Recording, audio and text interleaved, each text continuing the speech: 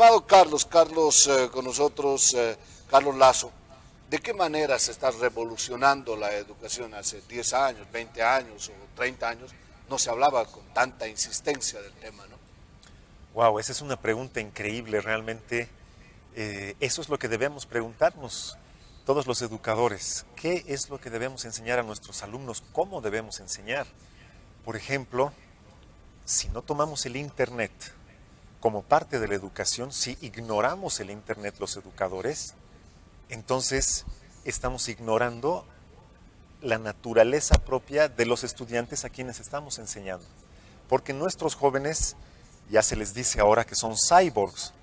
Nosotros entendíamos antes un cyborg como un ser que tenía partes de metal, ¿no es cierto? Ajá, sí. Ahora un cyborg es el que tiene una mano ocupada con un celular. ¿Por qué? Porque cada momento está viendo. No entiende algo, lo busca en Internet.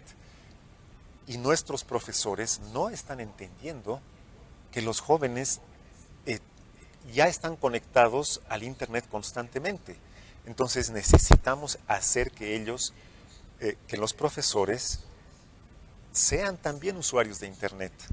Necesitamos además que la enseñanza esté más orientada a proyectos, ya no a la teoría, porque la teoría ya está en Internet. Los estudiantes cuando no entienden, por decir, logaritmos, ecuaciones, lo que sea, buscan en el Internet, porque ahí lo tienen traducido, lo pueden repetir. Lo mismo pasa con historia, con geografía.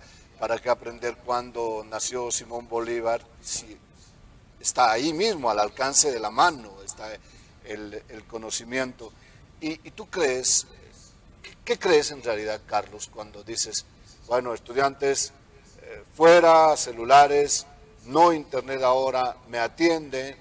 ¿Qué opinas de ello? Literalmente es cortarle la mano, porque es un cyborg. Literalmente es cortarle la mano. Exactamente. Mira lo que dice. El profesor les está cortando una mano a los estudiantes y eso no les gusta. Entonces, la educación debería ir orientada a proyectos. Los detalles que uno necesita para resolver ese proyecto están en Internet. El estudiante tiene que usar la creatividad que tiene para crear cosas y el profesor solamente tiene que tener el arte de decir, ¿qué le pregunto a este estudiante? ¿Cómo lo guío para que él utilice las herramientas que hay en Internet para crear algo nuevo, resolver problemas? Y no enseñarles a memorizar cosas, porque los estudiantes se ríen de eso. Claro, antes había que ir a buscar o rebuscar en el conocimiento. Bueno, realmente todo ha revolucionado. ¿Tú qué opinas, estimado Said? ¿Cómo está ya a nivel local el tema de la educación metida a Internet, robótica y este tipo de aprendizaje nuevo? Bueno, sin duda, definitivamente tiene que haber una revolución en la forma de enseñar ahora, ¿no? Me acuerdo cuando estudiaba en la universidad, no soy tan viejo, pero uno de mis docentes me decía que para aprender a programar una página web, él tuvo que viajar hasta Chile y comprar un libro de $200 que no había en ninguna parte aquí en Sucre, ni en La Paz, ni en Santa Cruz. Eso ya ha cambiado, ¿no? Ahora, de hecho, estamos en otro polo.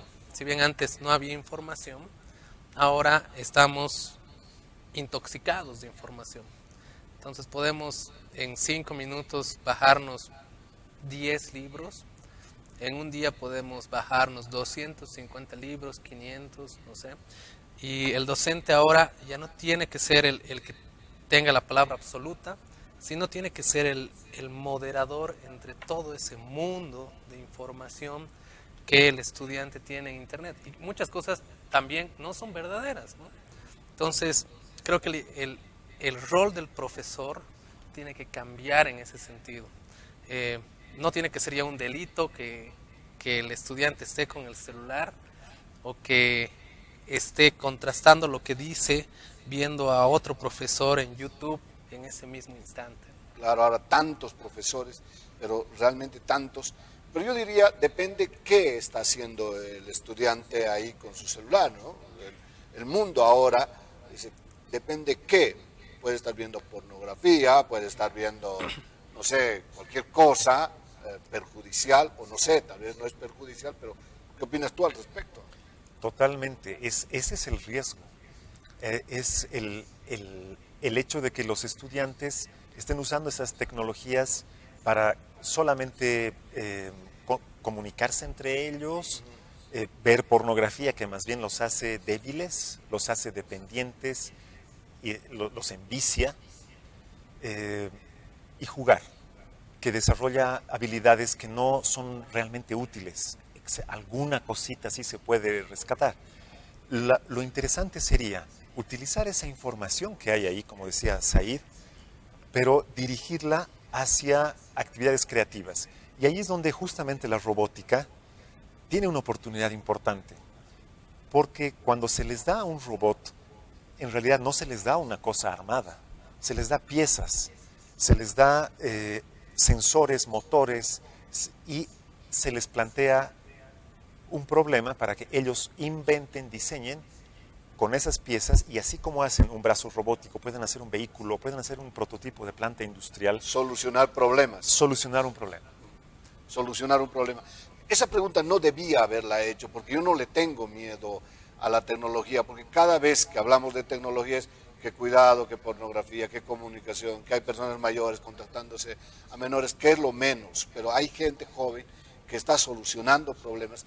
¿Qué consejo, qué sugerencia le harías a ese profesor ya mayor que ha tenido miedo tocar la computadora que le ha dado el Estado boliviano con el sello del presidente Evo, todavía, de acuerdo? Pero, ¿qué consejo le darías? Porque hay profesores muy mayores con tecnología nueva y con estudiantes que están viniendo de otro planeta, Carlos. Ese es un reto enorme porque